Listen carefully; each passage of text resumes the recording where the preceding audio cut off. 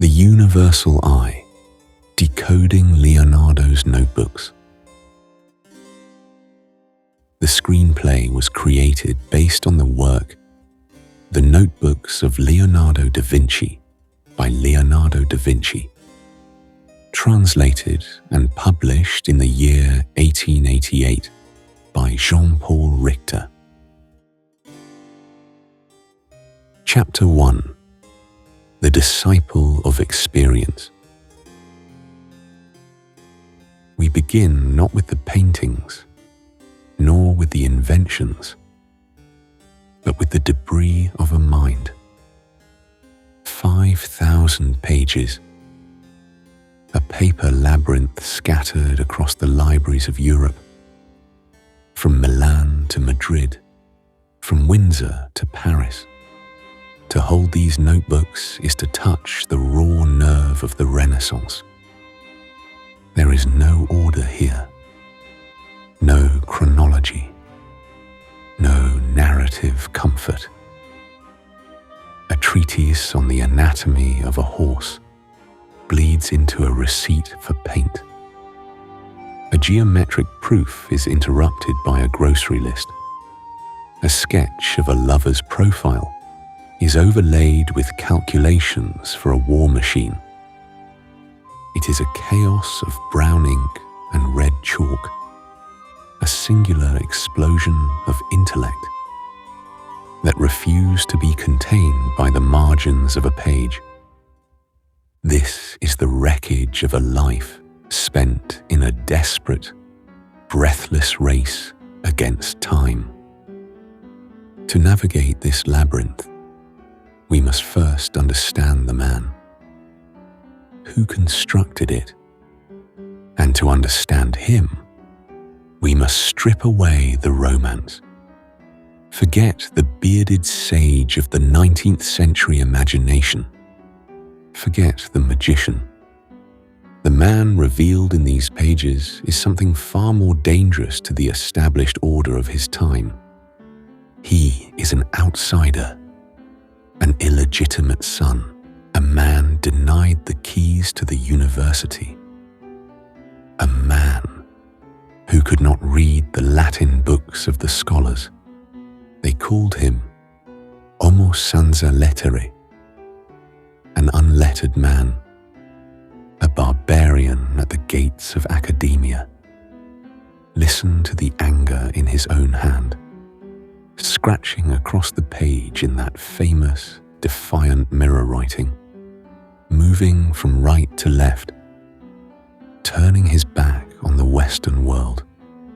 He writes, "I am fully conscious that, not being a literary man, certain presumptuous persons will think that they may reasonably blame me, alleging that I am not a man of letters. Foolish folks!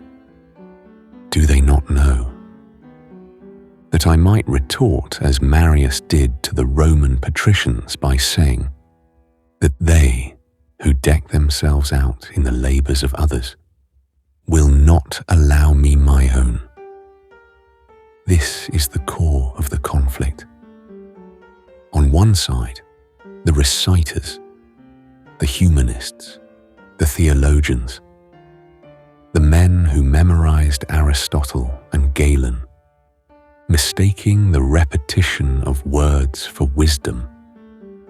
On the other side, Leonardo, the inventor, the man who stood alone in the field, watching the water swirl around a stone, watching the bird strike the air. He did not trust books. He trusted only what the eye could verify and the hand could measure. He declares his allegiance with the cold precision of a scientist. Though I may not, like them, be able to quote other authors, I shall rely on that, which is much greater and more worthy, on experience, the mistress of their masters. Experience, experiencia. stanza. It is the recurring drumbeat of the notebooks. For Leonardo, wisdom is not inherited, it is conquered. It is the daughter of experience. He views the scholars of his day as mere mirrors, reflecting images that are not their own, while he strives to be the object itself, the raw reality standing before the glass. They go about puffed up and pompous, dressed and decorated with the fruits, not of their own labours, but of those of others. He scrawls, the pen digging into the paper, and they will not allow me my own. But what drives a man to reject the collected knowledge of centuries in favour of the solitary burden of proof?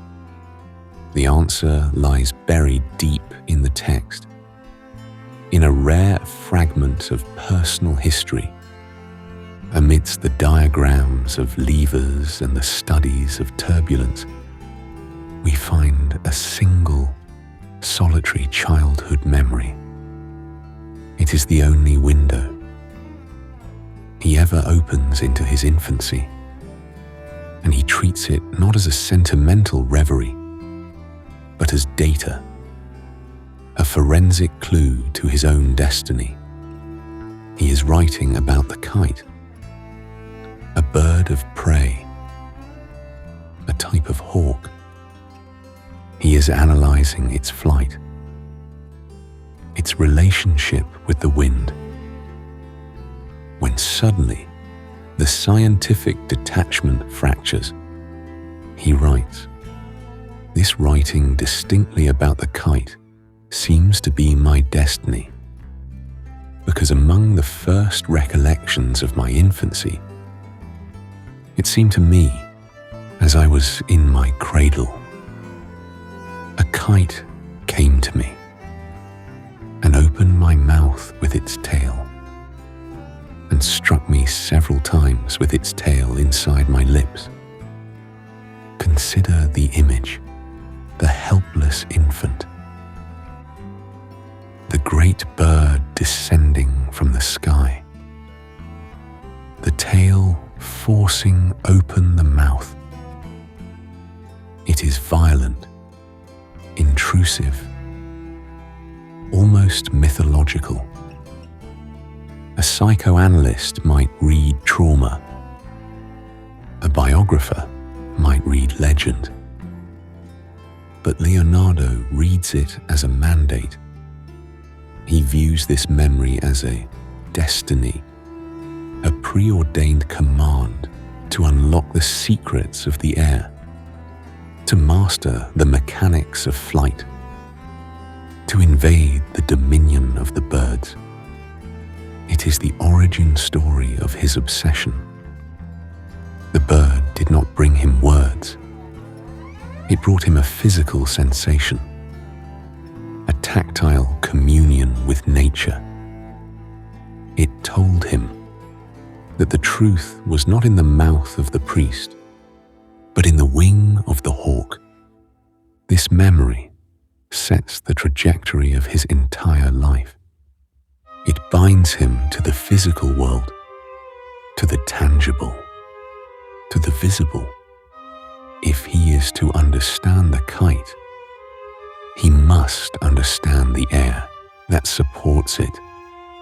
If he is to understand the air, he must understand the laws of motion, of weight, of force.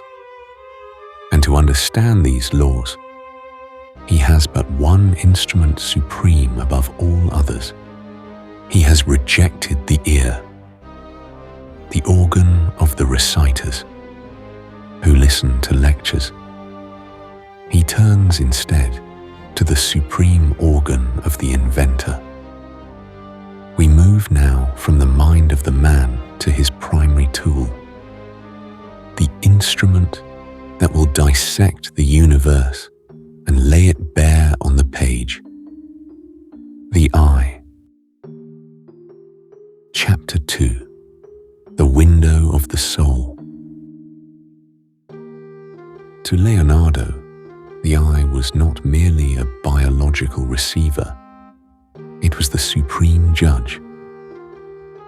It was the prince of the senses, the sovereign ruler of the intellect, if the ear was the gateway for the reciters. Those who passively accepted the dogma of the pulpit and the lecture hall. The eye was the weapon of the investigator.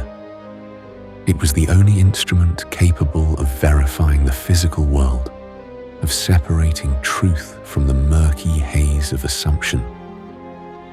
In the notebooks, his reverence for the eye borders on the theological. Yet it remains rigorously mechanical. He writes, "The eye, which is the window of the soul, is the principal means by which the central sense can most completely and abundantly appreciate the infinite works of nature. Note the precision. He does not speak of beauty or aesthetics in the abstract. He speaks of works of nature. To see is to understand the machinery of the universe. This conviction leads him into a violent intellectual collision with the poets and philosophers of the Medici court. In a series of aggressive comparisons known as the paragone, Leonardo places painting above poetry, above music, and above sculpture. He dismantles the prestige of the written word. With the cold logic of an engineer, he argues that the poet is handicapped by time. Words must be spoken or read in sequence, one after another. A fragmented trickle of information that requires memory to assemble. The poet describes a face feature by feature, a brow, then an eye, then a lip. By the time the reader reaches the chin, the memory of the brow has faded. It is a blind art, dependent on the slow reconstruction of the imagination. But the painter delivers the universe in an instant. The image strikes the eye with the immediacy of a lightning bolt. The painter, Leonardo asserts, presents the work to you simultaneously, just as the reality does.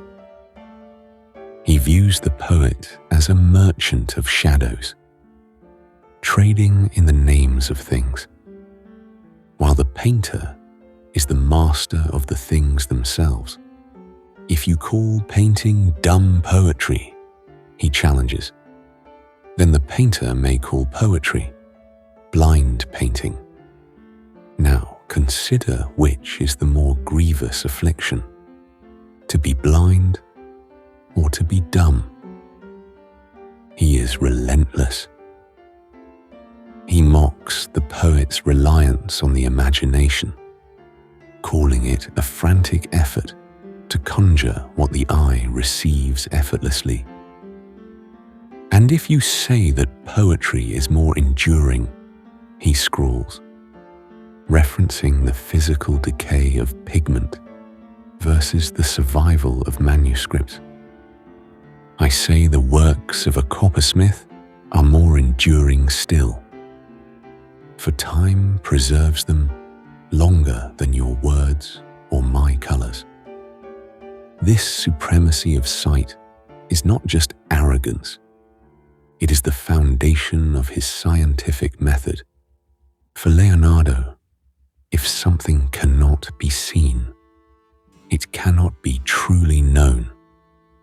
This is why he rejects the metaphysical discussions of the soul's substance, dismissing them as knowledge born in the mind that does not pass through the eye. He demands visual evidence. He demands the tangible. And so, he begins to analyze the act of seeing itself. He dissects the mechanism of vision. With the same obsessiveness he applies to the flight of the kite, he strips away the mystical notion of spiritual rays and replaces it with geometry.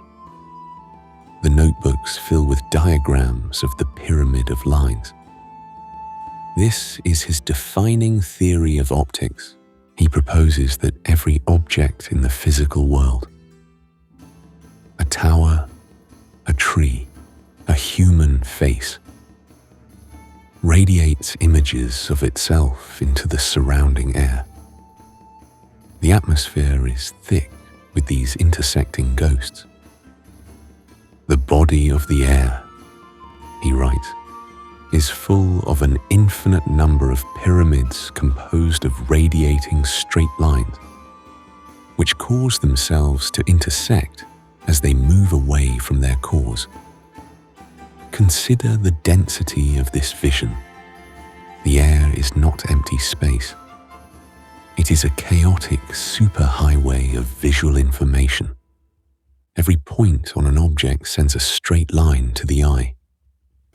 These lines converge, narrowing as they approach the pupil, forming a pyramid with its base on the object and its apex in the center of the eye. This is the pyramid of sight. It is a mathematical entity. It dictates that size is relative to distance. It dictates that clarity is a function of the medium the lines travel through. It reduces the beauty of the visible world to a series of intersecting vectors and angles. Leonardo realizes that to paint is not to decorate a surface. To paint is to intercept this pyramid. The artist must stand in the path of these radiating lines and capture them before they vanish. The canvas is not a flat object. It is a slice taken through the cone of vision. He has defined the sensor, the eye. He has defined the transmission, the pyramid.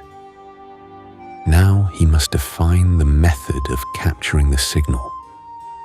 He must develop a system to freeze these converging lines onto a two-dimensional plane without distorting the truth of their geometry. He turns his attention to the construction of a theoretical barrier, a transparent plane that will slice through the pyramid of sight and trap the world within a grid. Chapter 3: The Geometry of Illusion, Perspective. He calls it the Parieté di Vetro, the wall of glass. To Leonardo, the canvas is not a surface. It is a window. The act of painting is the act of tracing what appears on that glass pane.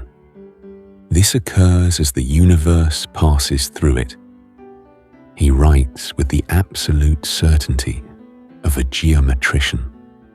Perspective is nothing else than seeing a place behind a plane of glass. Quite transparent, on the surface of which the objects behind that glass are to be drawn. This is the geometry of illusion. It is the mathematical method of freezing the three-dimensional world onto a two-dimensional surface. It captures volume without losing the truth. To build this system, he must first define the fundamental unit of space. He must go back to the origin of all form. He begins with the point. In the notebooks, He struggles to define this entity.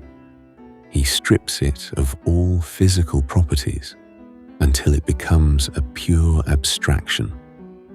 The point is unique of its kind, he notes, and the point has neither height, breadth, length, nor depth, whence it is to be regarded as indivisible and as having no dimensions in space.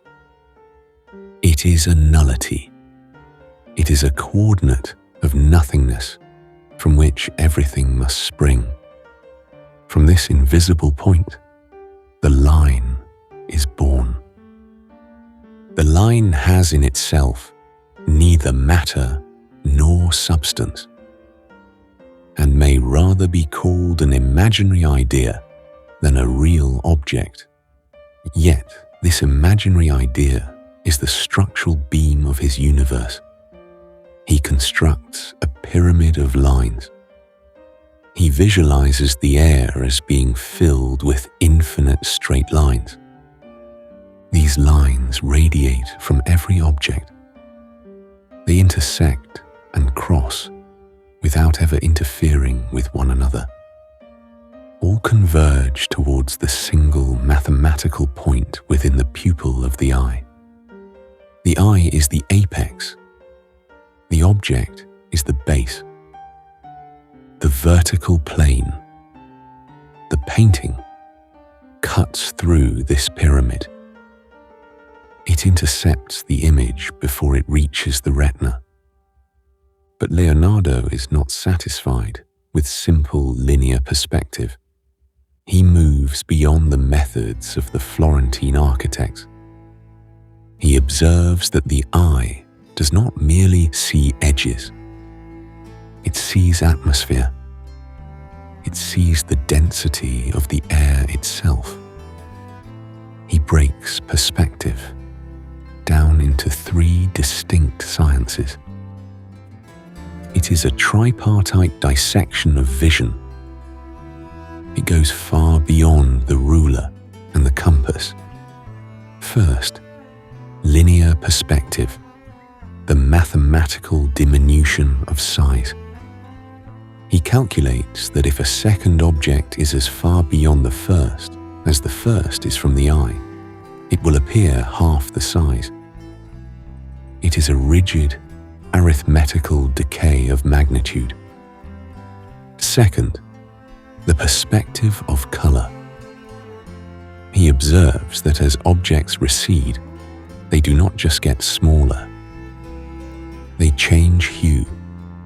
The air is not empty. It is a body. It is a thick mist that lies between the eye and the horizon. The medium lying between the eye and the object seen tinges that object with its color. He notes that the atmosphere is blue. It is illuminated by the sun against the darkness of space. Therefore, distant mountains must not be painted green or brown. They must be painted azure. Make the nearest building of its real color. But the more distant ones make less defined and bluer. Third, the perspective of disappearance.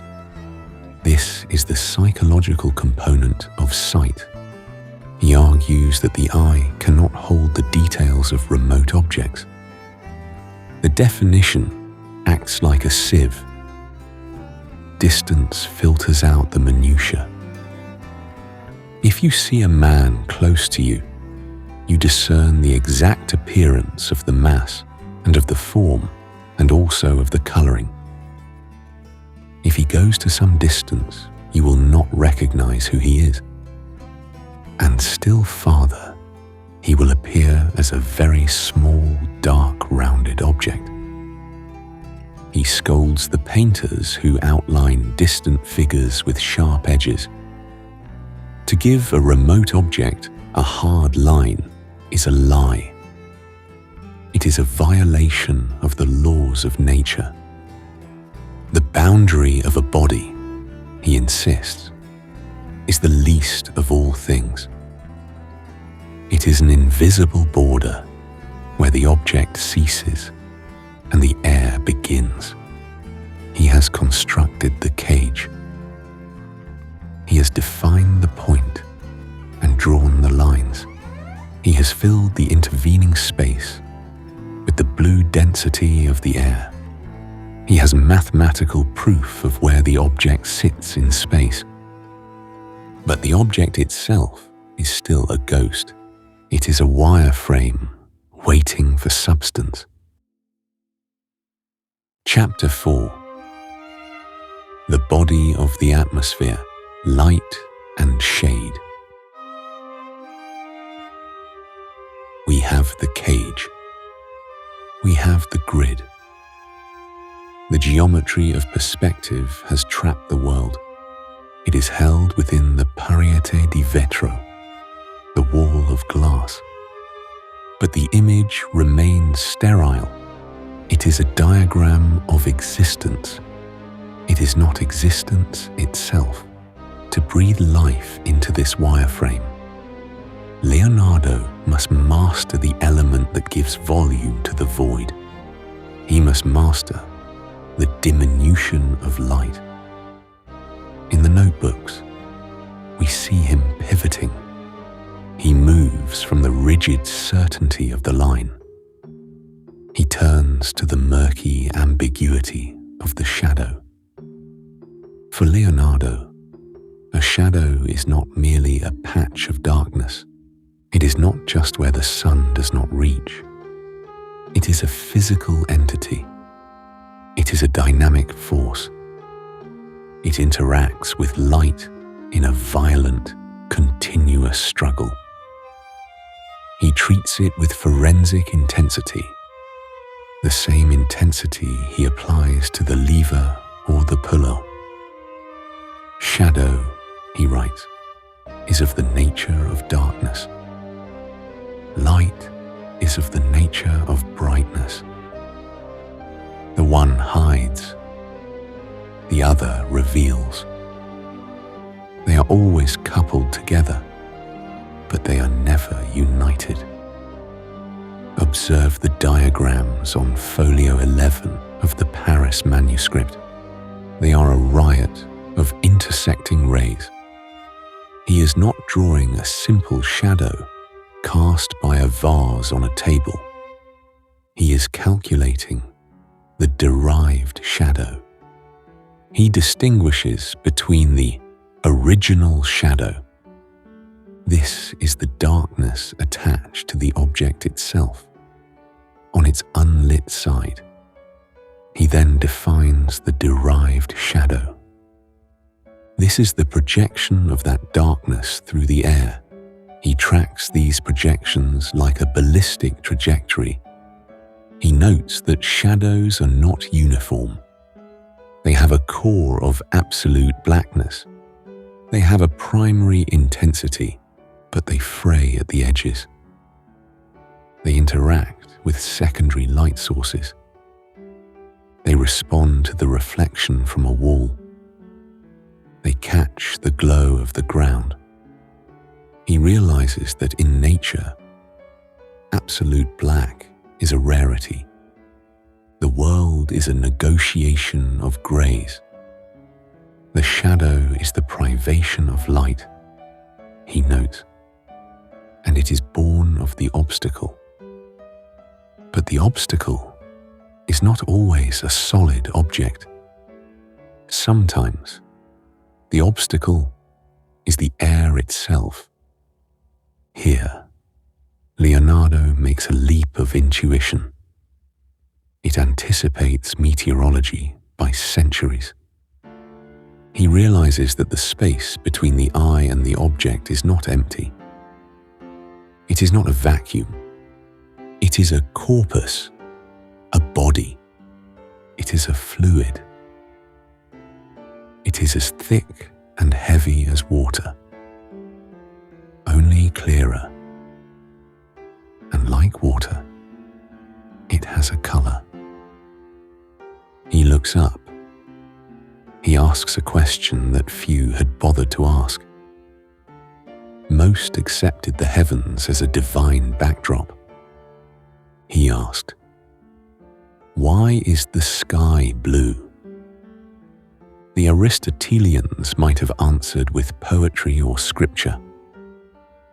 Leonardo answers with optics. He understands that the air itself is colorless. But when filled with moisture and illuminated by the sun, it acts as a screen. The blue which is seen in the atmosphere is not its own color. He scrawls. His mind is racing to capture the physics of the heavens. It is caused by the heated moisture having evaporated into the most minute, imperceptible atoms. On these atoms, the solar rays fall. They are rendered luminous against the immense darkness. The region of fire that forms the covering above them. Read that again. The immense darkness. Leonardo has deduced that space is black. It is the void beyond the atmosphere. He understands that the blue we see is merely a thin, illuminated veil. It is draped over the infinite night of the cosmos. He has looked through the window of the soul. He has seen the abyss. This realization transforms his art. It births the second and third pillars of his visual system. These are the perspective of color and the perspective of disappearance. If the air is a body, a thick mist, then it must obscure the things seen through it. A mountain 10 miles away cannot appear as sharp as a rock 10 paces away. The air interferes. It blunts the edges. It steals the color. He issues a command to the painter. A rule written in the imperative. There is another kind of perspective which I call aerial. The atmosphere is of such density that it interposes between the ground and the mountain. The mountain becomes blue. Therefore, make the nearest building of its real color, but the more distant ones make less defined and bluer. This is the death of the medieval landscape. No longer can a painter render a distant castle with razor-sharp outlines. It cannot look like the foreground figures. To do so is a lie. It is a violation of the laws of the atmosphere. He begins to blur the world. He develops the technique that will define his legacy. He never uses the term himself as a brand. It is sfumato, like smoke. He realizes that the line does not exist in nature. That imaginary idea he defined in his geometry is absent. Nature does not have black outlines. A cheek does not end in a hard wire. It curves away into the air. The boundary between an object and its background is not a wall. It is a transition. Do not make boundaries of your figures with any other color. Use only the color of the background against which they terminate, he warns. The boundaries of bodies are the least of all things.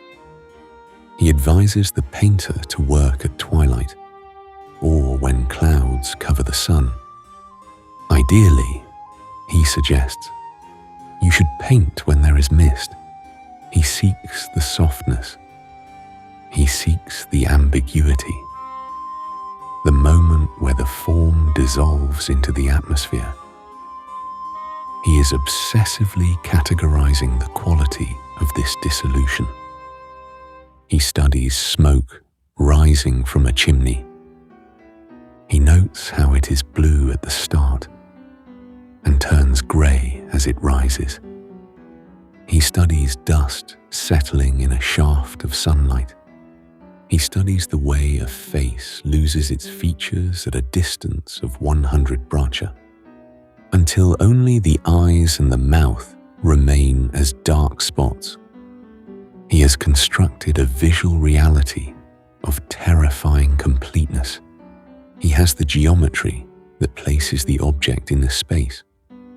He has the atmospheric physics that bathes the object in light and air. He has the derived shadow that anchors the object to the ground. The stage is set. The lighting is rigged. The thick mist is pumped into the scene, but the stage is empty. The universal machine he is building requires an operator. It requires a subject complex enough to challenge this new science of sight. We must turn our gaze from the blue horizon. We must look at the thing that stands before it. We must turn to the machine of bone and sinew. Chapter 5. The Human Machine, Osteology and Myology. We enter the silence of the dissecting room. The air is no longer the blue, luminous haze of the mountains, but heavy, stagnant, and cold. Here, stripped of its skin, stripped of its vanity, the body of the man is revealed not as the image of God, but as a problem of mechanics. To Leonardo, the human form is not a vessel of sin, nor is it merely a subject for aesthetic admiration. It is a machine, a strumento, an instrument, subject to the same immutable laws of leverage and weight that govern the crane, the catapult, and the ship. He approaches the corpse with the scalpel in one hand and the compass in the other. He does not see a dead man. He sees a broken engine, and he intends to draft the blueprints of its construction. He looks with scorn upon the artists of his time who draw the nude without understanding this machinery. He calls them anatomists of the surface. In his treatises, his pen drips with sarcasm. He warns the painter against the temptation to exaggerate, to puff up muscles, merely to show strength. Do not make your figures look like a sack of walnuts, he sneers, or a bundle of radishes. It is a scathing indictment. To him, a muscle that does not serve a mechanical purpose is a lie. A bump on the skin that is not justified by a lever beneath is an error of physics. You must know, he insists, which nerve or muscle is the cause of each movement, and show those only as prominent and thickened, and not the others all over, as many do. This demand for truth drives him deep into the red darkness of the flesh. He invents a new visual language to describe what he finds. He introduces the exploded view, separating joints to show how the surfaces articulate, floating bones in white space, like components of a dismantled clock. Look at his studies of the spine. He is the first to correctly depict the curvature of the column. the locking mechanism of the vertebrae. He draws the cervical spine, the neck, not as a solid pillar, but as a mast supported by rigging. He identifies the atlas and the axis, the pivot point upon which the world of the head rotates. He treats the vertebrae as fulcrums, calculating the weight of the skull against the counterweight of the trapezius muscles. It is osteology as architecture. But the bones are merely the frame. The muscles are the ropes that hoist the sails. Leonardo discards the ancient Galenic idea of animal spirits inflating the muscles like balloons. He replaces it with the principle of force. He writes, "Force is a spiritual capacity, an invisible power which is implanted by accidental violence in all bodies that are withheld from their natural inclination. In the body, this violence is controlled. It is channeled." He observes a fundamental law of biomechanics. Muscles can only pull. They cannot push. They are cords. And so, he draws them as cords. In his most analytical sketches, he strips away the flesh entirely and replaces the muscles with copper wires, reducing the arm or the leg to a schematic diagram of lines of tension. "Make this leg in relief," he notes, "and then make it with wire to see the play of the levers." He is turning the human being into a marionette of engineering, revealing the lines of force that hold us upright against the gravity of the earth. The metaphor of the ship becomes obsessive. He looks at the tendons of the shoulder and sees the rigging of a mast. He looks at the heart and sees a hydraulic pump. He looks at the rib cage and sees the hull of a vessel. The tendons, he writes, are like the shrouds of a ship, supporting the mast which is the bone. He is fascinated by the economy of this design. Nothing is superfluous. Every fiber has a vector. Every attachment point is calculated for maximum mechanical advantage. He marvels at the necessity that governs this microcosm. Nature, he declares, never breaks her own laws. There is a grim obsession in these pages. He counts the muscles used to sigh, to scream, to laugh. He traces the coordination of the nerves, seeking the physical pathways of pain and pleasure. He categorizes the levers of the foot, analyzing how the heel acts as a fulcrum to lift the entire weight of the body on the ball of the toes. A lever of the second class, perfectly balanced. He is building the universal machine from the inside out. Yet, as the pages pile up, drawings of skulls sawed in half, of flayed arms, of rotation, of pronation and supination. A silence hangs over the work. The machine is perfect. The wires are strung, the levers are oiled, the weights are balanced, the logic is flawless. But the machine is motionless. It is a corpse. The universal machine requires an operator. The system of levers requires a force to initiate the pull. The rigging requires a wind.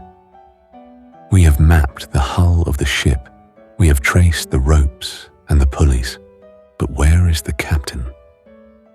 Where is the spark that commands the muscle to contract? We must climb higher. We must leave the mechanics of the limbs and ascend the column of the neck. We must enter the fortress of the skull. We must search for the senso comune, the seat of the soul. Chapter 6. The Sensible Soul. Neurology and Expression. We have breached the citadel of bone. We have soared through the cranium to expose the grey matter beneath. But Leonardo is not looking for the brain as we understand it today, a chemical computer of firing synapses. He is looking for a throne. He is searching for the precise geographical coordinate of the soul. To the modern mind, the soul is a ghost, a metaphysical vapor that defies location. To Leonardo, it is a physical entity, an organ that requires a habitation. He calls it the senso comune, the common sense. It is the tactical operations center of the human machine, the point where the reports of the five senses converge to be judged. He finds this point through geometry. In the notebooks, we see him drawing the skull in cross-section, a masterful architectural rendering of the head. He draws lines, a line from the back of the eye, a line from the ear, a line from the nose, where these vectors intersect. Deep in the third ventricle of the brain, he drives his flag. The soul, he writes, appears to reside in the judgment part, and the judgment part appears to be in the place where all the senses meet, and this is called the common sense. It is a stunning act of materialist theology. He has trapped the divine spark within a grid of intersecting coordinates. He describes the process of perception not as a miracle, but as a relay race of data. The eye captures the image, the species of the object. This image travels through the optic nerve, which he describes as a hollow tube, a conduit for the visual power. It arrives at the imprensiva, the receiver, which hands it to the senso comune for judgment, which then files it in the memoria at the back of the skull. He is obsessed with the mechanics of this transmission. He worries about the distortion of the signal. He realizes that the eye acts as a camera obscura, flipping the world upside down. How, he wonders, does the soul write the image? How does the physical vibration of a sound wave translate into the immaterial comprehension of a word? He dissects the optic nerves of an ox to find the answer. He pours hot wax into the ventricles of a brain to cast the shape of the soul's chamber. He is the first to realize that the brain is not a solid mass, but a landscape of cavities and fluid. But if the senso comune is the hidden engine, the face is its display dial. Leonardo pivots from the hidden geography of the brain to the visible geography of the face. He pioneers the science of physiognomy. He argues that the structure of the face is not accidental. It is the map of the mind's history. The soul shapes the body that contains it. The face shows the nature of the man, he observes. He begins to catalogue the grotesque. In the margins of his technical treatises, we find sketches of terrifying deformity. The nutcracker men, old faces where the nose hooks down to meet the upcurved chin, the lips having collapsed inward from the loss of teeth. These are not caricatures drawn for cruelty. They are forensic studies of erosion.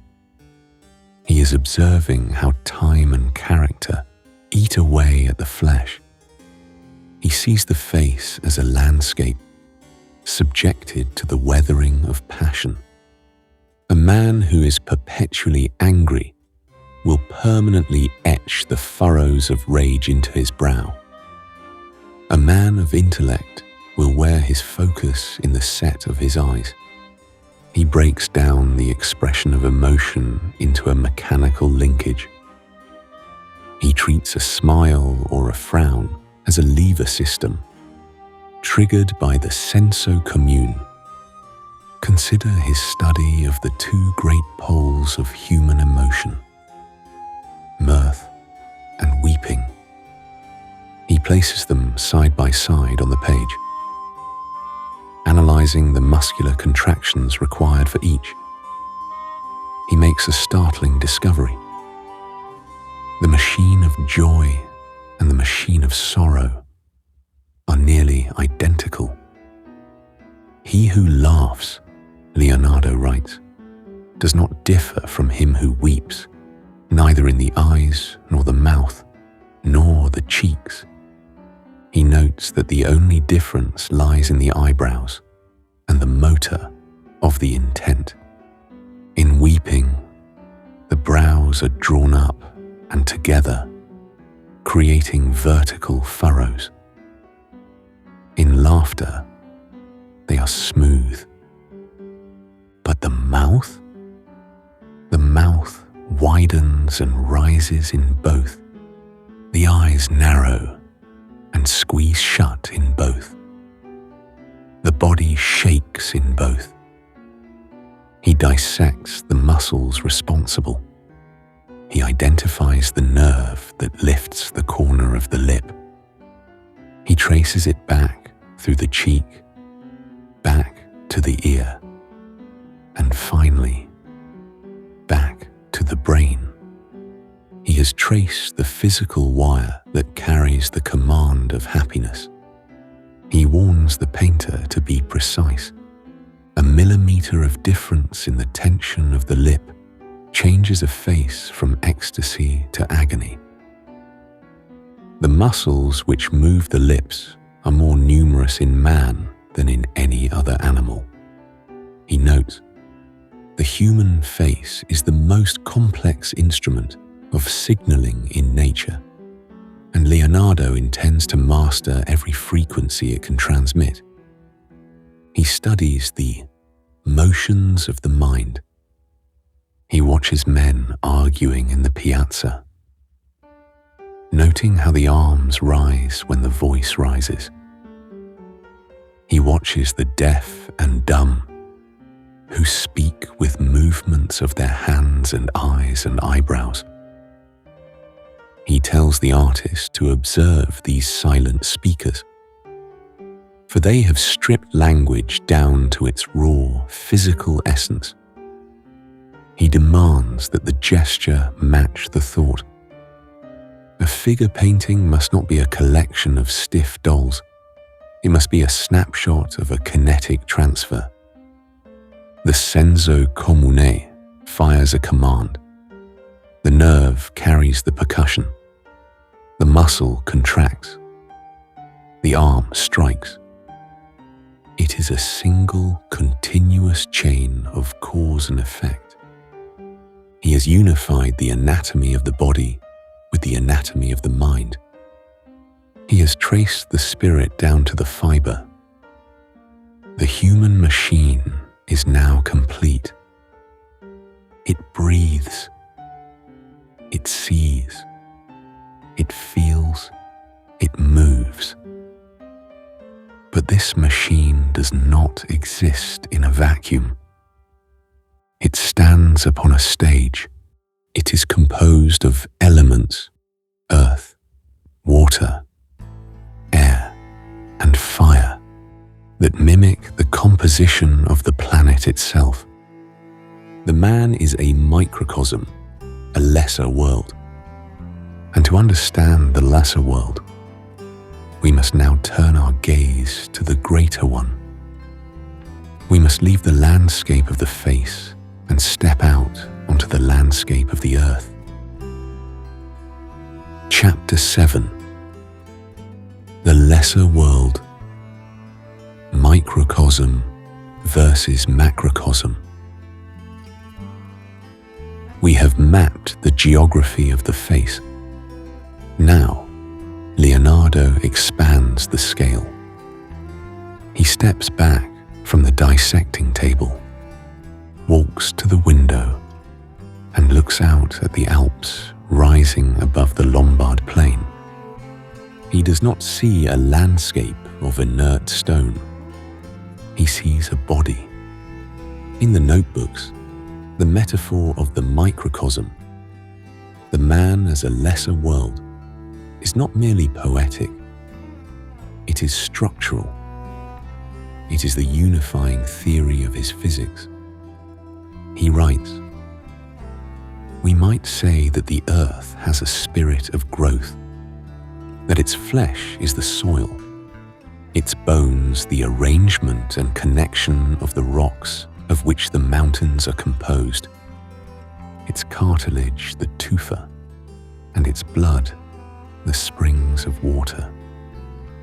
The analogy is rigorous. He dissects the earth as he dissected the cadaver.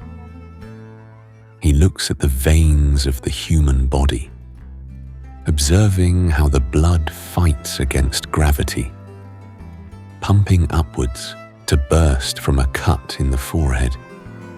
He looks at the veins of water in the earth, observing how springs burst from the summits of high mountains. How does the water get there? Gravity demands it flow down, yet it rises. He concludes that the earth, like the man, has a circulatory system. The pool of blood which lies around the heart is the ocean, he theorizes, and its breathing and the increase and decrease of the blood in the pulses is represented in the earth by the flow and ebb of the sea. He is searching for the pulse of the planet, but in doing so, he uncovers a history that contradicts the Bible. Leonardo climbs the mountains of Parma and Piacenza. He is far above the sea level, miles inland. Yet, here, embedded in the rock, he finds the niche, the shells, cockles, oysters, sea snails. The church has a ready explanation. The Great Flood. Noah's deluge carried these shells to the mountaintops 40 centuries ago. Leonardo picks up a shell. He examines it with the eye of the forensic investigator. He looks at the edges. He counts the ridges. He writes with seething intellectual contempt for the ignorant persons who claim these are remnants of the deluge, or created by the influence of the stars. If you say that the shells were carried by the waves, being empty and dead, I say that where the dead went, they were not far removed from the living. He points to the evidence. He finds shells that are paired, still hinged together, clams that died shut. This means they were alive when they were buried. They were not rolled and battered by a violent flood. They lived here. This mountain was once a seafloor. And if you were to say that these shells were created by the nature of the spot, such an opinion cannot exist in a brain of much reason, because here are the years of their growth, numbered on their shells, as we do in the horns of bulls and oxen. He reads the rings of growth. He traces the tracks of prehistoric worms in the petrified mud. He deduces time, deep, geologic time. He realizes that the earth is not a static stage set created in 6 days, but a violent, shifting organism where the ancient bottoms of the seas have become mountain ridges. He sees the cruelty of this process. The earth is not a mother. She is a stepmother. She builds mountains only to erode them. She creates life only to bury it. And the agent of this ceaseless change, the tool she uses to carve the world, is the same fluid that courses through the veins of the man. The blood of the earth, water. Chapter 8. The Master of Destruction, water. To Leonardo, water is not merely a substance, it is a god. It is the vetturale di natura, the carrier of nature. It is the driving force of the entire planetary machine, the blood that pumps through the veins of the earth, carrying nutrients to the soil and carving the valleys into the rock. But unlike the blood of a man, which is contained and circular, the blood of the earth is chaotic, violent, and ungovernable. In the notebooks, his obsession with water dwarfs all other subjects. He writes more about water than he does about painting. More than anatomy, more than flight. The Codex Leicester is practically a hymn to its power, a dense, unyielding block of text that attempts to catalogue every possible behaviour of the fluid. He approaches it with the same forensic detachment he applied to the corpse. He does not simply watch a river flow. He dissects the current. He freezes the motion. Look at his studies of turbulence. He creates a glass tank, dropping seeds into the water to track the invisible pathways of the flow. He observes the retrograde motion of the eddy, the way water, when striking an obstacle, turns back upon itself, curling against the main current. He compares these swirls to the curling of human hair.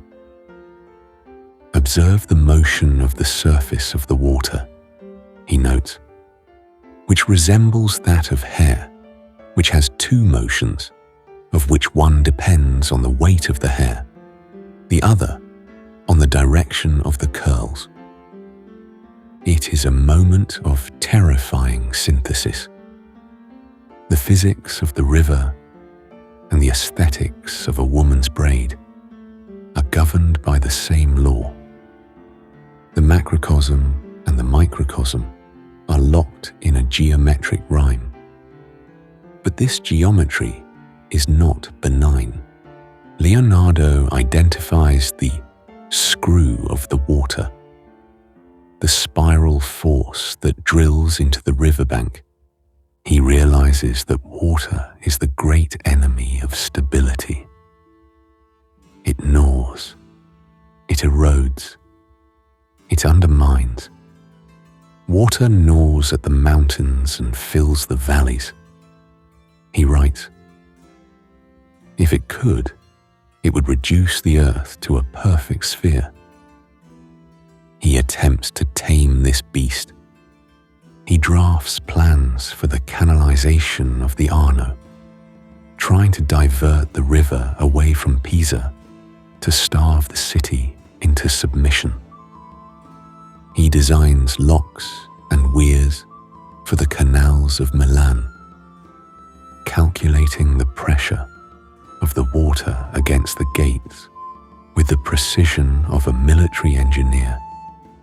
He dreams of a world where the vetturale is harnessed, where the destructive energy is converted into transport and industry.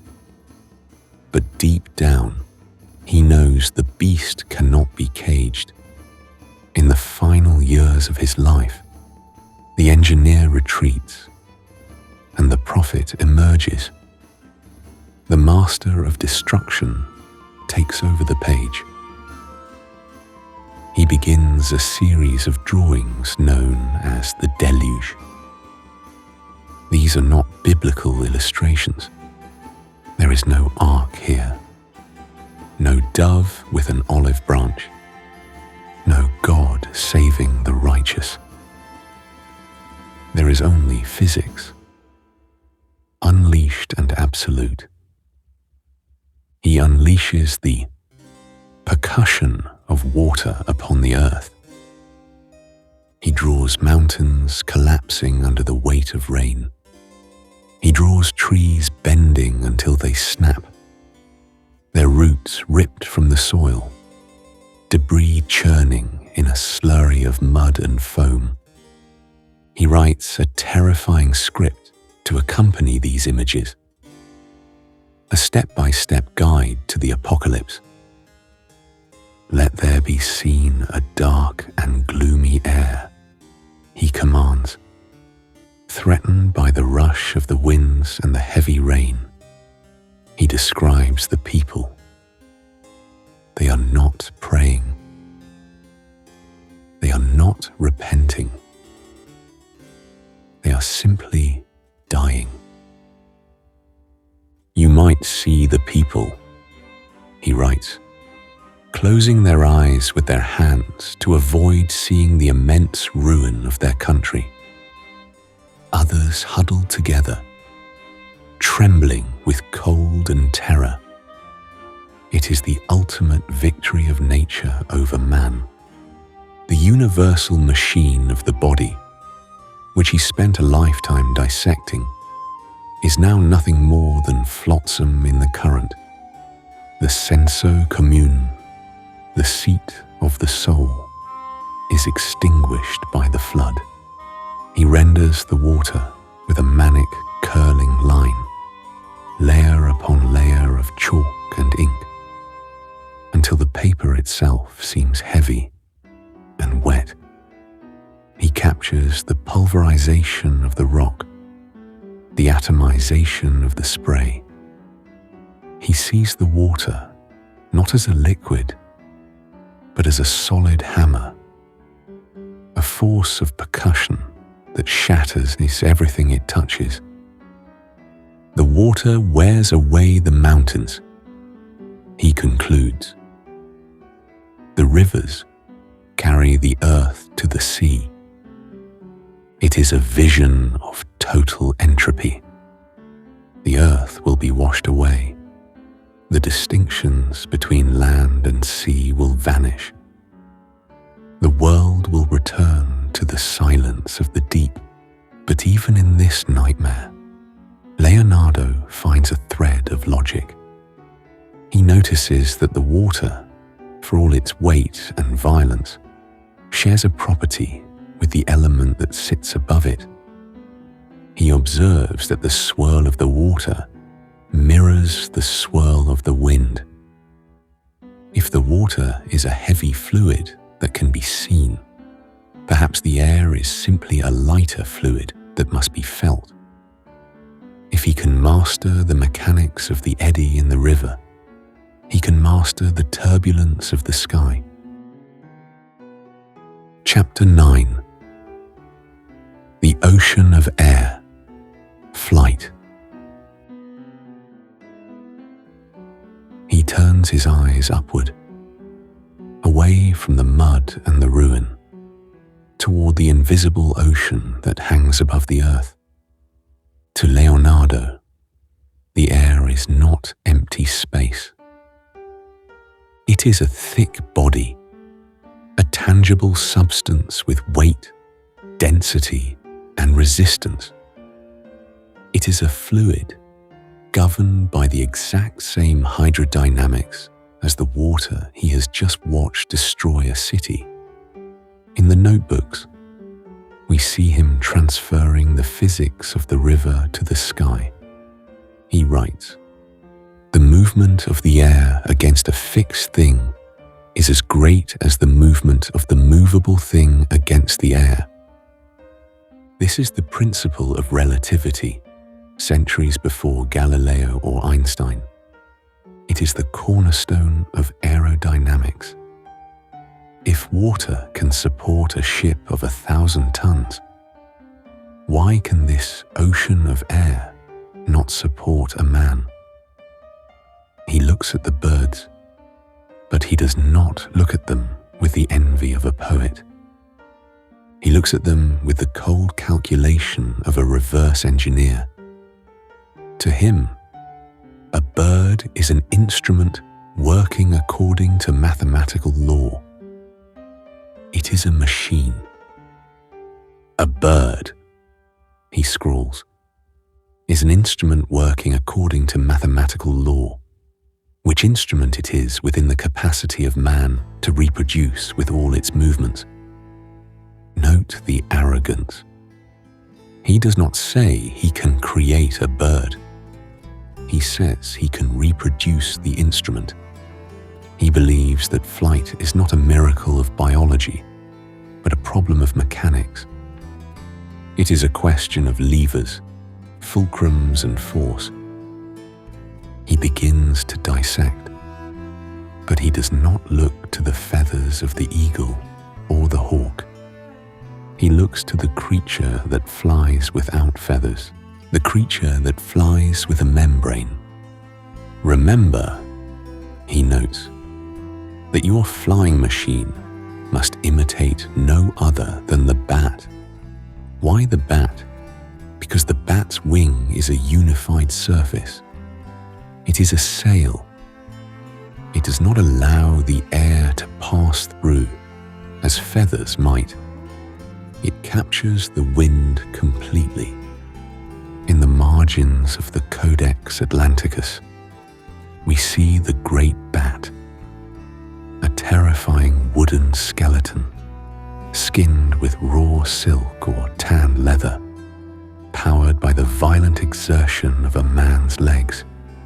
He calculates the lift. He realizes that to rise, one must compress the air beneath the wing, making it denser than the air above. He describes the screw which bores into the air, the ancestor of the helicopter. He draws a helix of linen, starched and rigid, and writes, "If this instrument made with a screw be well made, and be turned with speed, the said screw will make it spiral in the air, and it will rise high. But gravity is a relentless adversary. Leonardo knows that the air is treacherous. It is invisible, unstable. A pilot could fall. And so, amidst the designs for wings, he drafts the designs for survival. He invents the parachute. If a man have a tent made of linen, of which the apertures have all been stopped up, and it be 12 braccia across, and 12 in depth, he will be able to throw himself down from any great height without sustaining any injury. He invents the airbag, wine skins tied around the waist, so that if the machine falls into a lake, the pilot will not drown. He is methodical. He is preparing for a test. The notes become frantic. The theory is done. The machine is built. At least in his mind, he needs a cliff. He needs a wind. He turns his gaze to the mountain that overshadows Florence. Monte Ceccheri, the mountain of the swan. In the codex on the flight of birds, the scientific detachment suddenly vanishes, replaced by the thundering voice of the prophet. He believes he is about to change the history of the species. He believes man is about to leave the earth. He writes the prophecy on the cover of the notebook. The great bird will take its first flight upon the back of the great swan, filling the whole universe with amazement and filling all writings with its fame, and bringing eternal glory to the nest where it was born. It is the scream of Icarus. We do not know if the flight ever happened. Legend says his assistant, Zoroastro, jumped and broke his legs. History is silent, but the notebooks remain, a testament to the first time a human mind truly grasped the mechanics of the sky. But the sky is not enough. The engineer must return to the earth. The principles of force and percussion, of screw and lever, are not just for conquering the air. They are for conquering men. Chapter 10. The Engineer of Force, Mechanics. The bird has landed. The engineer turns his gaze from the freedom of the clouds to the heavy, grinding reality of the earth. Here, the laws of physics do not lift the spirit, they crush bone. We enter the domain of the engineer of force. In the notebooks, Leonardo defines this power with the precision of a theologian defining a deity. Force, he writes, is a spiritual capacity, an invisible power which is created and infused by accidental violence into sensible bodies. Note the words, accidental violence. To Leonardo, force is not a permanent state. It is a disturbance. It is a tremendous runner that consumes itself in motion. It lives only as long as it moves, and it dies the moment it finds rest. He is obsessed with the enemies of this force. He identifies the great antagonist of the machine, friction. While his contemporaries build clumsy gears that grind themselves to dust, Leonardo is peering into the microscopic gap between moving parts. He draws ball bearings. He sketches self-lubricating axles. He understands that the confricazione, the rubbing together of surfaces, is a thief that steals energy from the system. He creates the jack, the gearbox, the transmission. He is trying to create a perpetual motion machine, only to prove to himself that it is impossible. Oh, seekers after perpetual motion, he scrawls. How many vain chimeras have you pursued? Go and take your place with the alchemists. He accepts the limits of nature, but within those limits, he intends to maximize destruction. We must remember that Leonardo did not sell himself to the Duke of Milan as a painter. He did not arrive in the city boasting of the Last Supper or the Virgin of the Rocks. He arrived with a resume of violence. In his famous letter to Ludovico Sforza, he lists his skills. Item 1 through 9, War. Item 10, I can do painting. He offers the Duke covered chariots, safe and unassailable. He offers cannon, mortar, and light ordnance of very beautiful and functional form. He transforms the abstract geometry of the point and the line into the ballistics of the bombardment. The percussion, that immense shock of impact he studied in the waterfalls, is now applied to the fortress wall. Turn the pages of the Codex Atlanticus.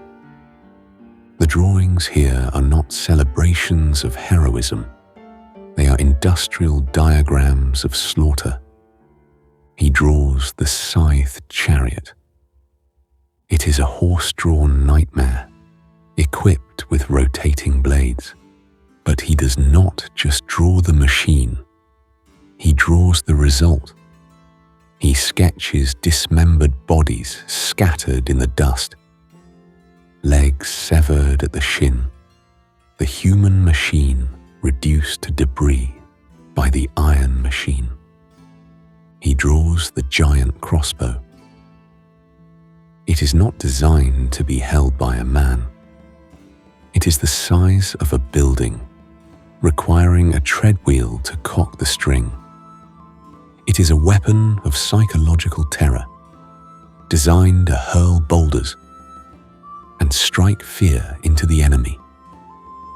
And then, the tank, the armored car. It looks like a turtle, a conical shell of wood and metal sloped to deflect cannon fire. Inside, 8 men turn cranks to drive the wheels.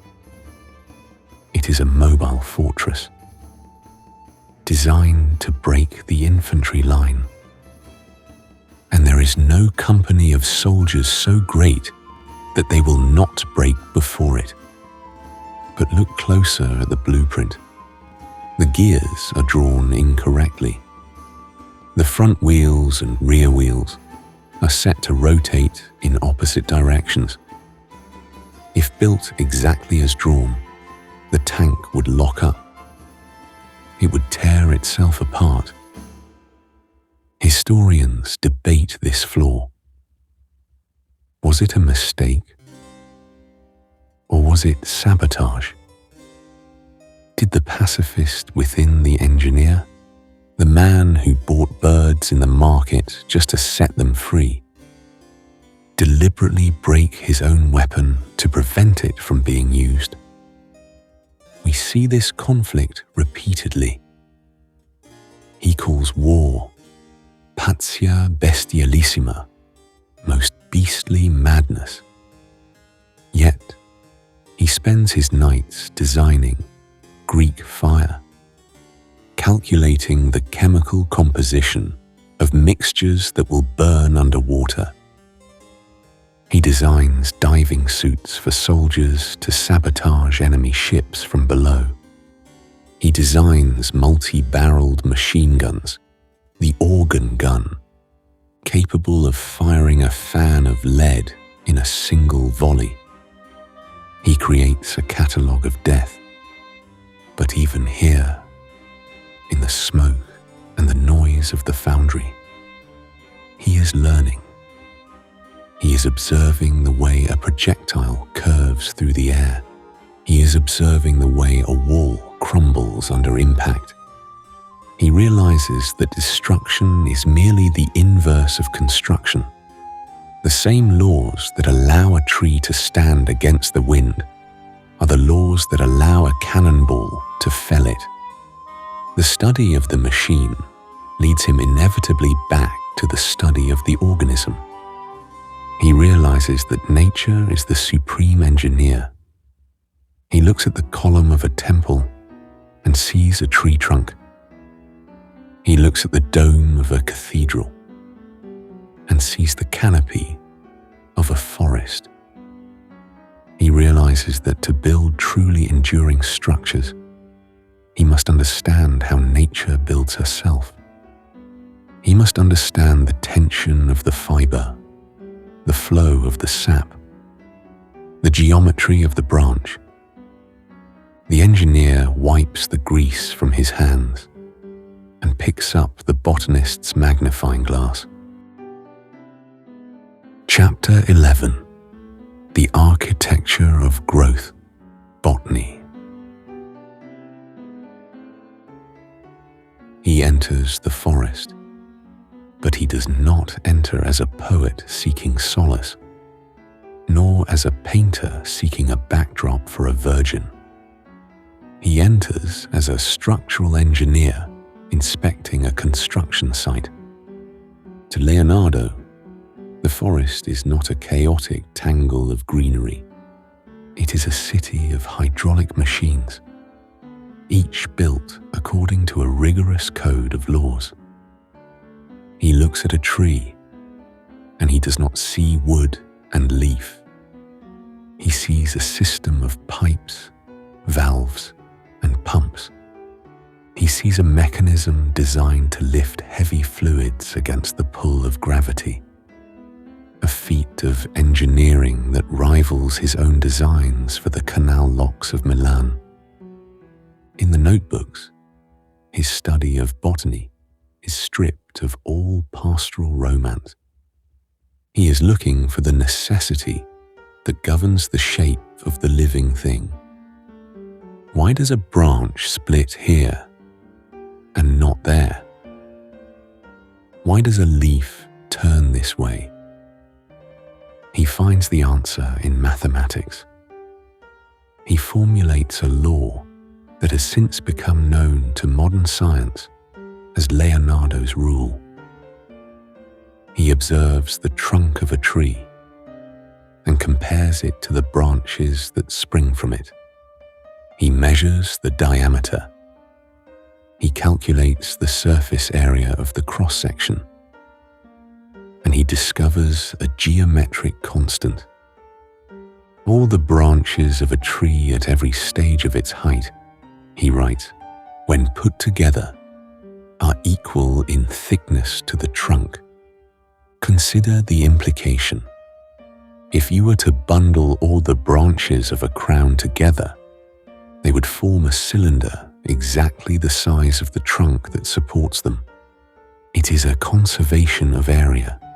It is a proof that the tree is nothing more than a river of sap that divides itself, but never loses its volume. The blood of the tree must flow at a constant pressure. If the channels were to widen, the pressure would drop and the sap would stagnate. If they were to narrow, the pressure would burst the bark. Nature, the supreme engineer, has calculated the pipework perfectly. He applies this forensic gaze to the arrangement of the leaves. He notices a pattern that the casual observer misses. Leaves are not scattered randomly upon the stem. They are deployed with military precision. He identifies the spiral. He creates diagrams of phyllotaxis, mapping the rotational angle between one leaf and the next. He realizes that the plant is solving a problem of resources. It is fighting for two things: light and water. Nature has so placed the leaves of the latest shoots of many plants, he notes, that the sixth leaf is always above the first and acts as a cover for it.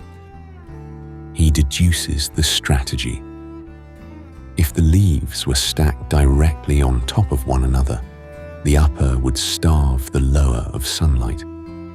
By arranging them in a spiral, the plant ensures that every solar panel captures its share of the sky. But there is a second function. The spiral is also a funnel.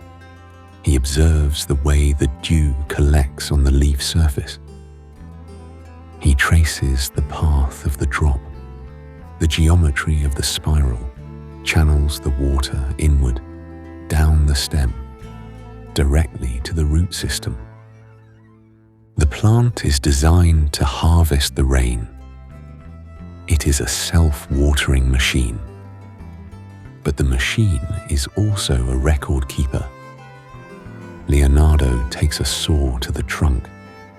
He exposes the cross-section, revealing the concentric circles of the wood.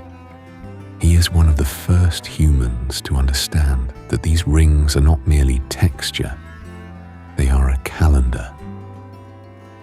The rings of the trunk of cut trees show the number of its years, he writes, and which were the wetter or drier years, according to their greater or lesser thickness. He reads the biography of the tree. A thick ring indicates a year of abundance, of heavy rains and rich soil. A thin, dark ring indicates a year of drought, a year of suffering. He sees the history of the climate trapped in the cellulose. He goes further. He notices that the heart of the tree is not always in the center. The rings are often eccentric, shifted to one side. He correlates this with the compass. The part of the tree which faces the south does not increase as much as that which faces the north. He observes, the sun burns the southern bark, hardening it, restricting the flow of sap, while the northern side, cool and shaded, expands freely. The tree is a compass. It carries the cardinal directions in its very bones. He has dissected the anatomy of the plant just as he dissected the anatomy of the man. He has found the same laws of leverage, the same hydraulic principles, the same geometric necessities. But there is a difference. The man has a brain. The tree has only a soul of growth. He speculates on the source of this life. He divides the responsibilities. The sun gives spirit and life to the plants, he concludes, and the earth gives moisture. It is a dual parentage. The star provides the energy. The planet provides the matter. The tree is the child of the cosmos, a bridge between the fire of the sky and the water of the soil. He draws them with an obsession for their individual character. He draws the gnarled roots of an oak clawing into the earth like the fingers of a drowning man. He draws the delicate, trembling leaves of a silver birch. He draws the bramble, the weed, the rush. But as he catalogues the flora, a darkness begins to creep into the work. He begins to see the plants not just as biological machines, but as actors in a moral drama. He sees the way the ivy strangles the tree that supports it. He sees the way the old branches are cast off to make room for the new. He begins to project the human condition onto the botanical world. The forest ceases to be a diagram of structure and becomes a mirror of behavior. The engineer retires, and the fabulist begins to speak. The study of the physical world inevitably leads him to the study of the moral world. Chapter 12. The Dark Fables, Bestiary and Humour. We turn the page, and the geometry vanishes. The straight lines of the architect and the anatomist dissolve into the curling script of the storyteller. But do not be misled. These are not bedtime stories. Leonardo does not write fables to entertain children. He writes them to indict adults. Here, in the margins of the notebooks, the engineer of force becomes the engineer of morality. He creates a bestiary, a medieval catalogue of animals, but he strips it of religious superstition and fills it with biting social commentary. To Leonardo, the animal kingdom is not a separate realm. It is a mirror held up to the grotesque face of humanity. He looks at the beasts of the field and sees dignity, order, and necessity. He looks at the streets of Milan and sees chaos, greed, and cruelty. He begins with the ultimate critique. He attacks the vanity of the species itself. Man, he writes, is the king of beasts. It sounds like a compliment, a reassertion of the biblical hierarchy. But then the forensic observer delivers the knife twist. Man is the king of beasts, he continues, because his brutality exceeds theirs. We live by the death of others. We are burial places. Consider the image. He does not call the human body a temple. He calls it a tomb, a graveyard for the animals we devour. This is not the voice of the courtier seeking favor. It is the voice of the vegetarian radical, the man who was rumored to buy caged birds in the marketplace, only to open the doors and watch them reclaim the sky.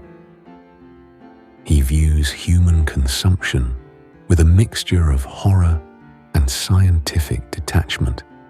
He catalogues the vices of man by assigning them to animals. He writes of the goldfinch, a bird he observes feeding on thorns. The goldfinch, he notes, is a bird of which it is written that when it is carried into the presence of a sick person, if the person is going to die, the bird turns away its head and never looks at him. But if the sick person is to be saved, the bird never loses sight of him and is the cause of curing him of all his sickness. But then he twists the metaphor. The goldfinch represents those who must feed on thistles, on hardship and suffering, yet still possess the power of discernment. He writes of the eagle, the symbol of the prince, which he describes not as noble, but as a creature that fears nothing so much as the loss of its feathers.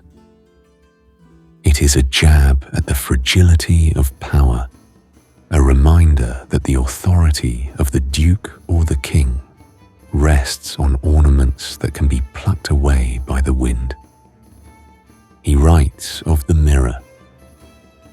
In his optics, the mirror is a tool of truth, the master that judges the painting. But in his fables, the mirror becomes a character in a tragedy. The mirror, he scrawls, conducts itself haughtily, holding all things within itself. But when the object departs, The mirror remains empty. It is a portrait of the narcissist, the courtier who exists only to reflect the power of others, possessing no substance of his own. But the notebooks are not entirely grim. There is a strange manic humor here, a release of tension from the relentless study of death and mechanics. We find lists of faceti, jokes, riddles, and pranks.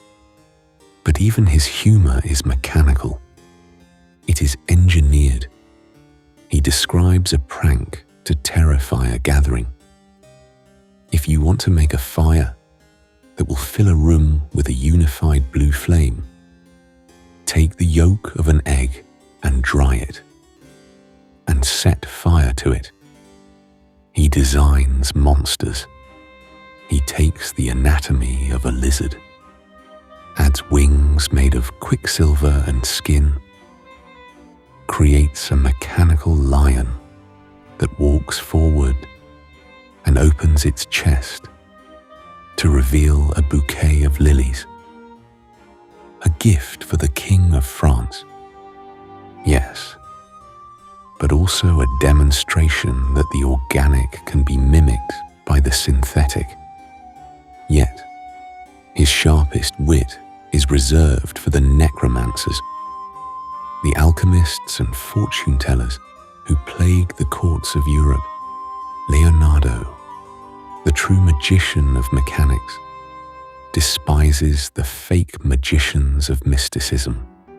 He hates the seekers of gold who promise to turn lead into wealth. He attacks them with logic. If it were possible to create gold, he argues, the alchemists would have done so already, and the world would be paved with it. He calls them dealers in wind. "O mathematicians," he cries out, "throw light on this error. The spirit has no voice. For where there is a voice, there is a body. And where there is a body, there is occupation of space." He dismantles the ghost stories of his age with the laws of acoustics. Ghosts cannot speak, he reasons, because they have no lungs to compress the air. And without the percussion of air, there is no sound. He retreats from the folly of the court. He tires of the reciters, the pretenders, the cruel king of beasts. The fables serve their purpose. They clarify the moral landscape just as the maps clarify the physical one. But clarity brings isolation.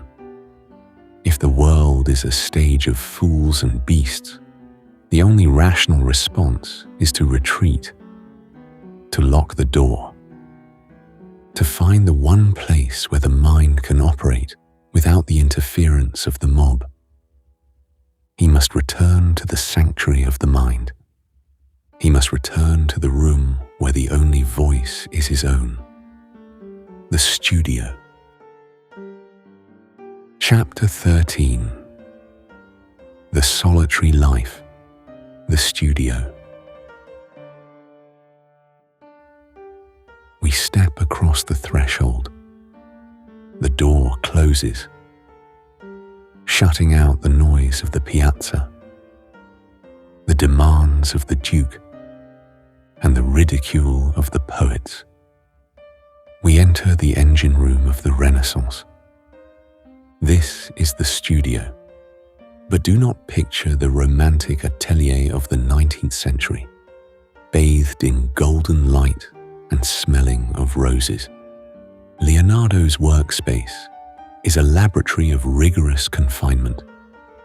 It is a place of chemical fumes, of boiling varnish, of dissected frogs pinned to boards, of mathematical instruments scattered among cartoons of saints. It is not a place of comfort. It is a place of containment. In the notebooks, Leonardo prescribes the dimensions of this sanctuary with the severity of a monk. Small rooms or dwellings discipline the mind, he writes. Large ones weaken it. He understands that the intellect acts like a gas. It expands to fill the space available to it, dissipating its pressure.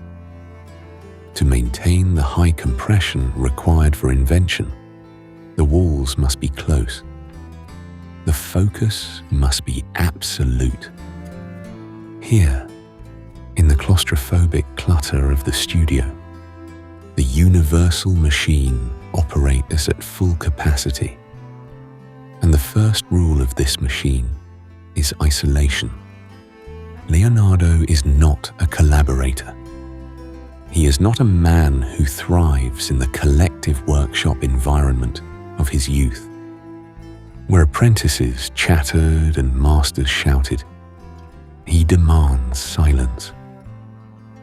The painter or draftsman must be solitary, he insists, the ink flowing dark and heavy.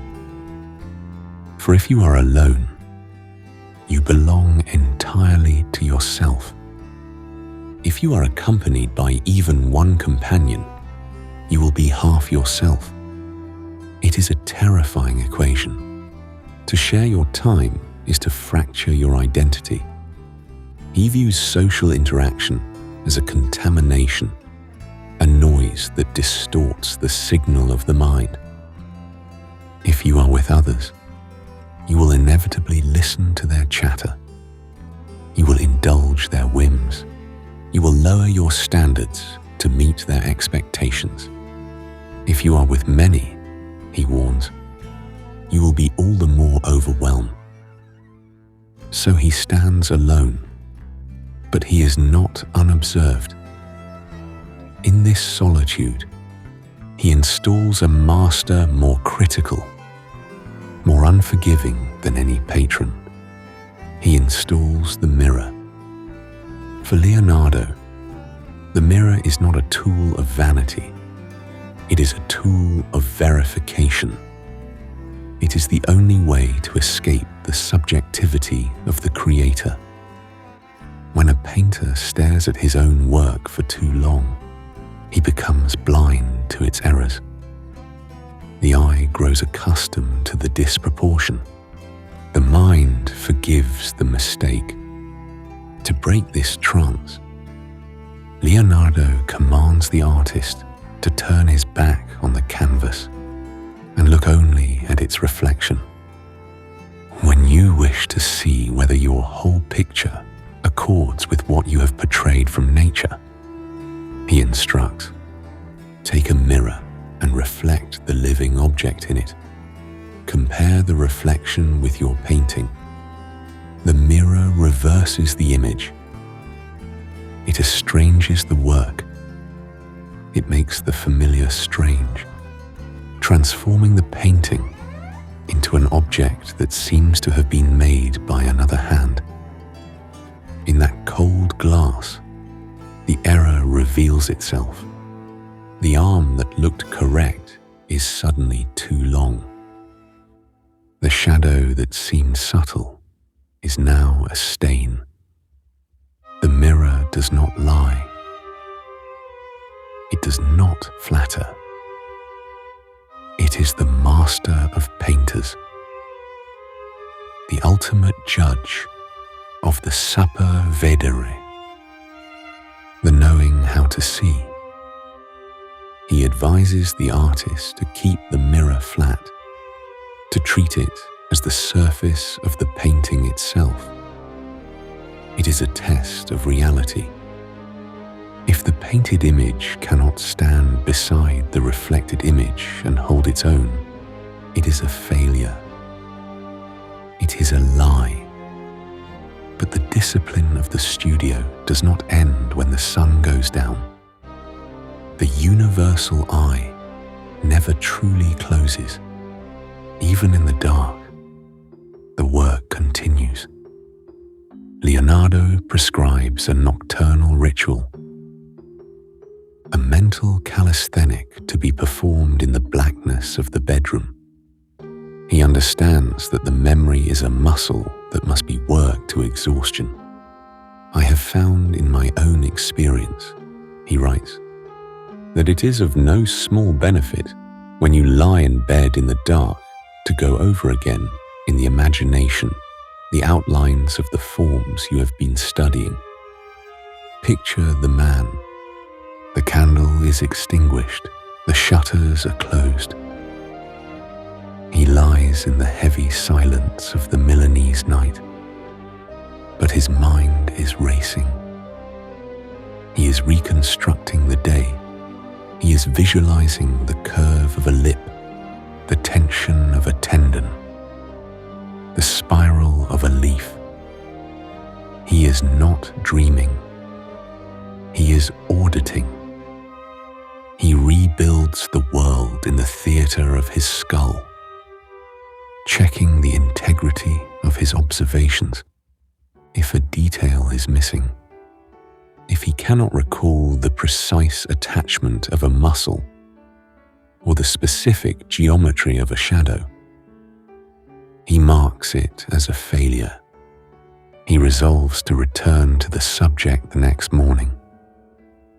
The second nature he is building in his mind must be as complete, as dense, and as functional as the reality outside his window. This is the burden of the solitary life. There is no off switch. There is no separation between living and learning. Every moment of existence is data. Every shadow is a problem of optics. Every movement is a problem of mechanics. The studio is not just a room. It is the architecture of his consciousness. He is trapped within his own genius, a prisoner of his own relentless curiosity. He has stripped away the distractions of the court, the comforts of friendship, and the illusions of the reciters. He has honed his mind into a blade of pure observation. But solitude has a price. When you are alone, when the noise of the world is silenced, you begin to hear things that others ignore. You begin to see the patterns that operate on a scale too vast for the distracted mind to comprehend. The forensic gaze, turned inward in the dark, eventually turns outward to the future. The man who has learned to read the rings of the tree and the veins of the earth begins to read the trajectory of time itself.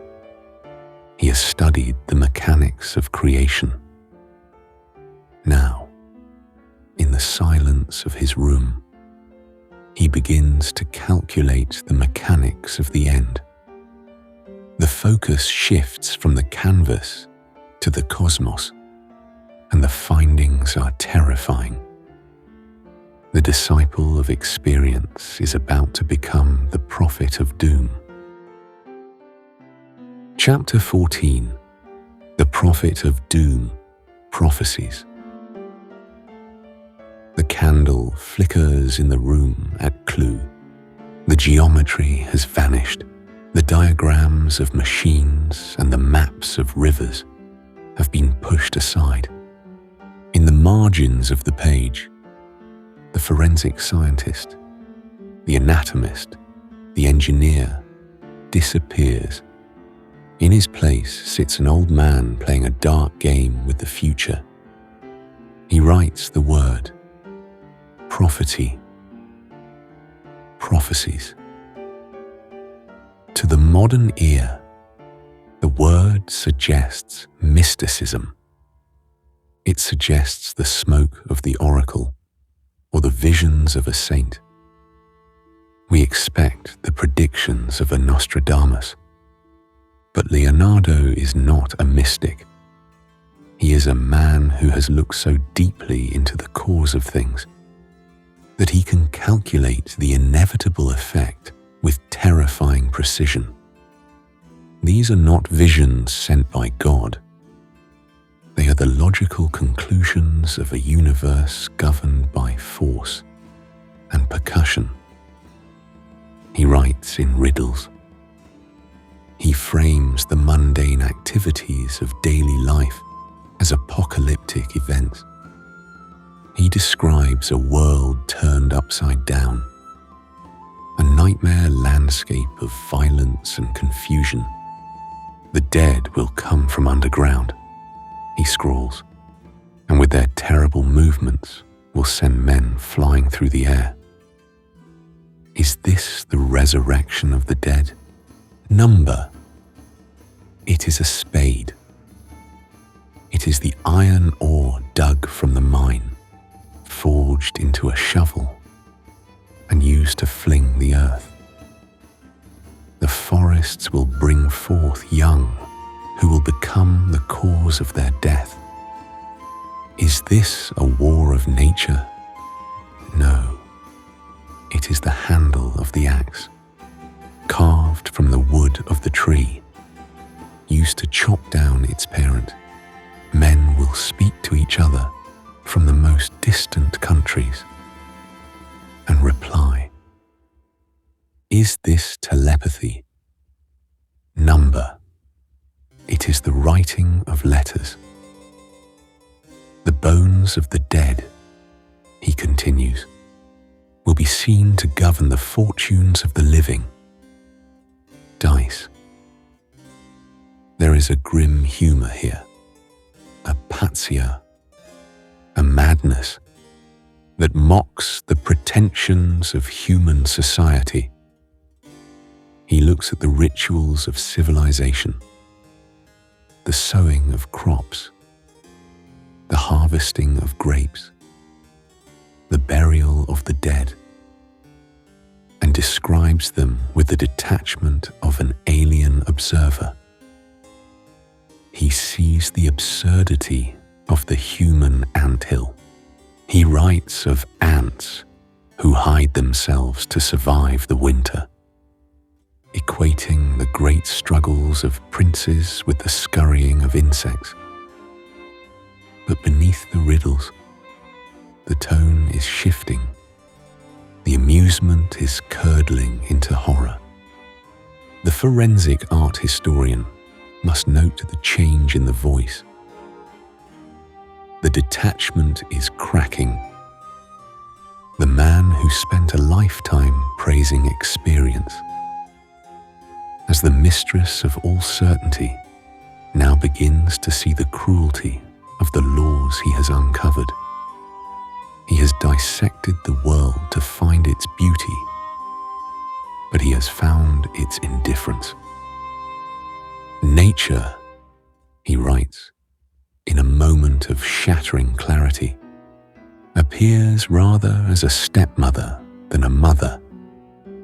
A stepmother. She creates life only to destroy it. She invents the exquisite mechanism of the human eye, the perfect leverage of the arm, the hydraulic miracle of the heart, only to let them rot. He realizes that destruction is the necessary fuel for creation.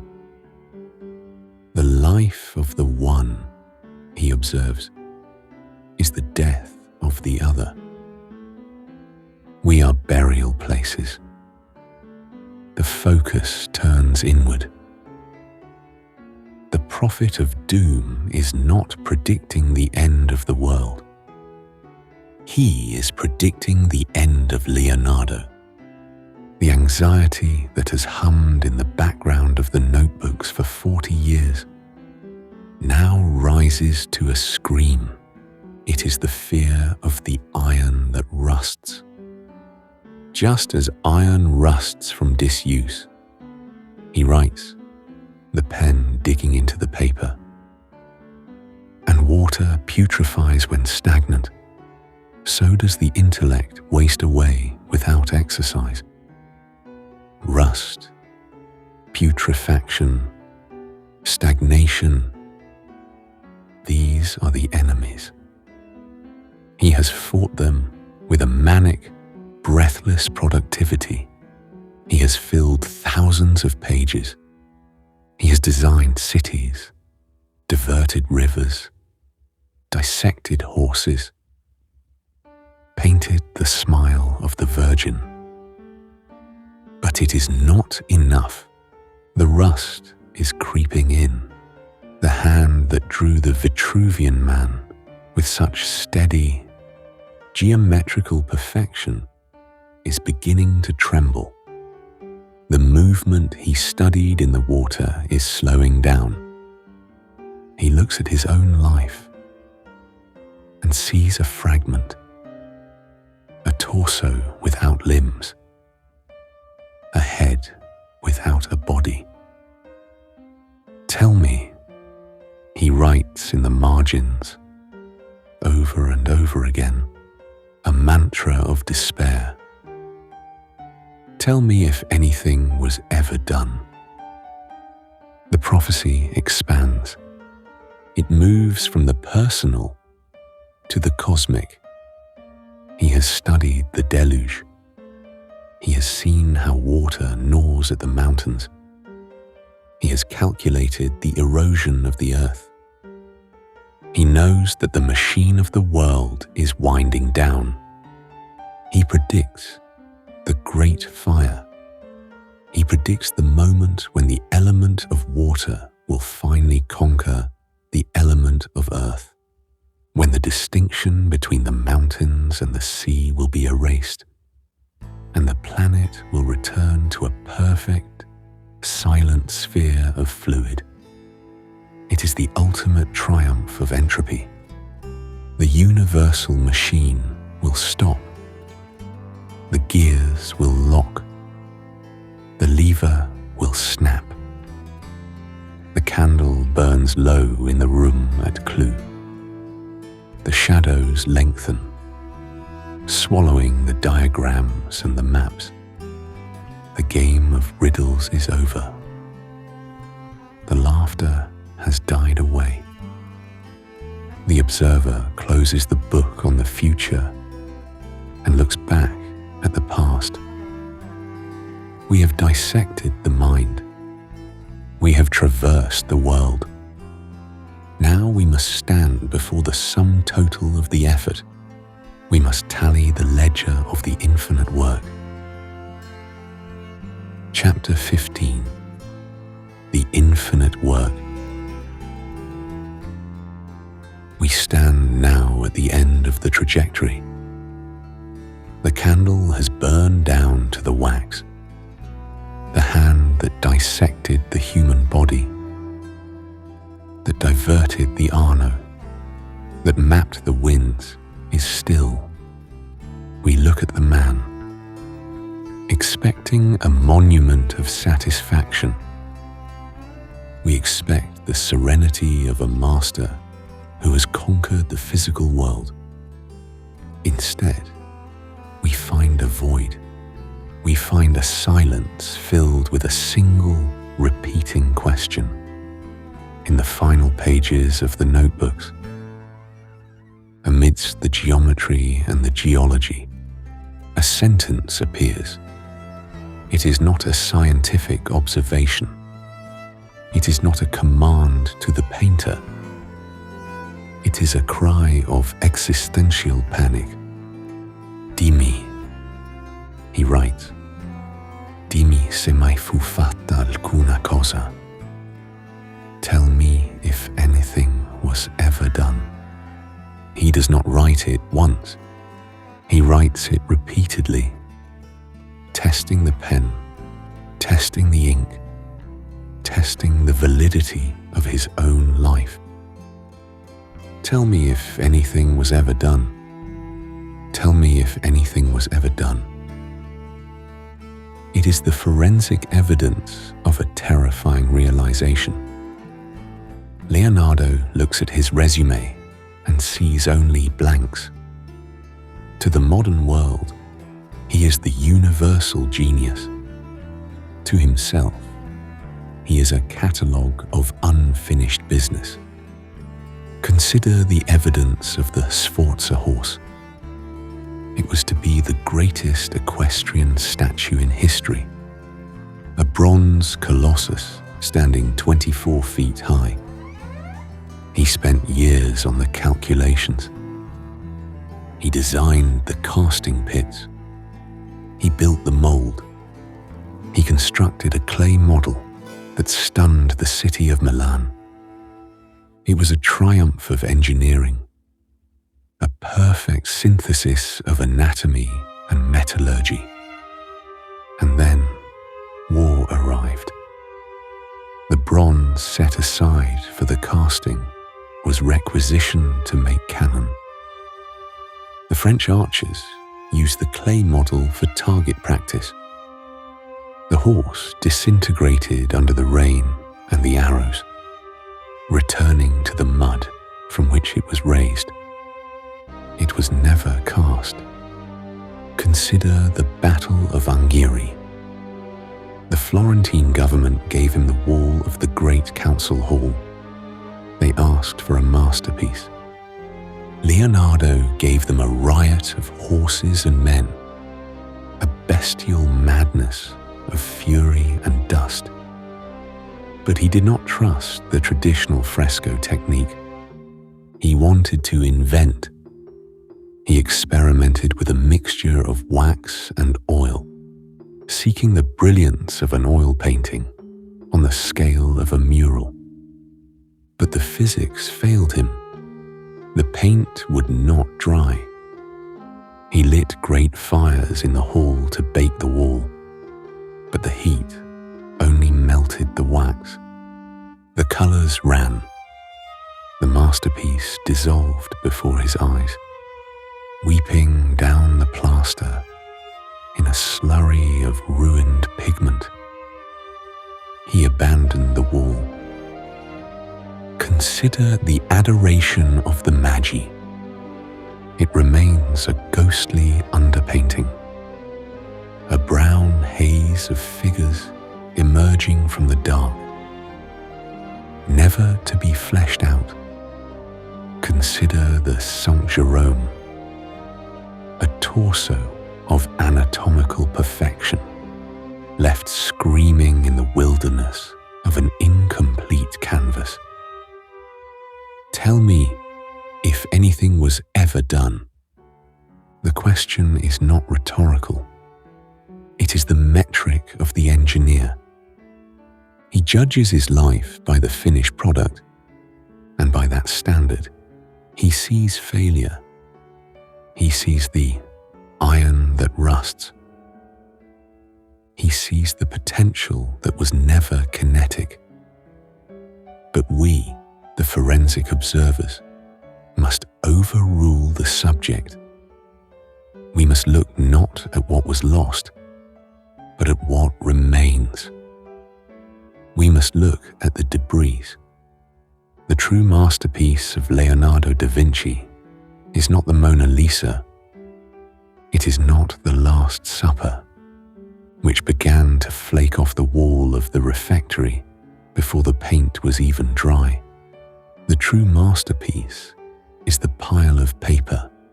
It is the 5,000 pages of the universal machine.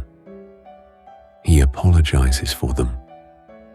In a moment of touching vulnerability, he writes, "I have been hindered neither by avarice nor negligence, but by want of time." Want of time. The resource he valued above all others. The tremendous runner that consumes all things was the one thing he could not synthesize. He calculated that he had composed 120 books on anatomy, on geology, on flight, on light, but he never published them. He never organized them. They remained a collection without order, a chaos chaos of brilliance. But this chaos is the point. The infinite work is not a failure of discipline. It is a reflection of the reality he studied. Leonardo realized that the universe is not a static object to be captured and finished. It is a process. It is a force that is always moving, always changing, always becoming.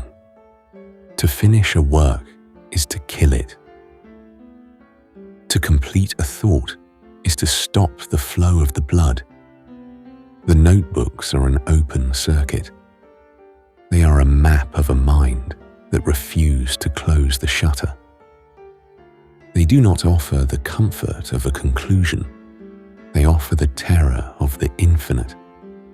They show us that to see the world truly, to practice saper vedere, is to accept that we can never see it all. The horizon always recedes. The complexity always deepens. The senso comune can never fully process the data of the stars. He dies at Clou, in the arms of the King of France. Or so the legend says. The history is less romantic. He dies in a room filled with his notebooks, the paper piles standing like towers of a ruined city. He bequeaths his soul to God and his manuscripts to his student, Francesco Melzi. He leaves behind the diagrams of the bird that never flew, the tank that never rolled, the river that was never diverted. But the machine is not broken. It is merely paused. We close the book. We extinguish the candle. The universal eye finally blinks. The lid slides shut over the lens. The darkness that he studied so obsessively, the privation of light, finally claims him. But in the silence of the studio, the argument continues. The water still swirls in the glass tank. The dust still dances in the shaft of light. The sheer, crushing weight of the atmosphere still presses down on the earth. The man is gone, but the inquiry remains. The work is unfinished because the work is the world itself.